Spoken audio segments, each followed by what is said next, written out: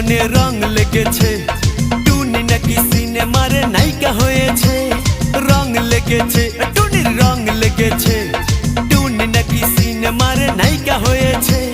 সেই ছবিতে নায়ক নাকি থাকবে সাকিব খান, ছবিটার নাম নাকি তুমি আমার জান।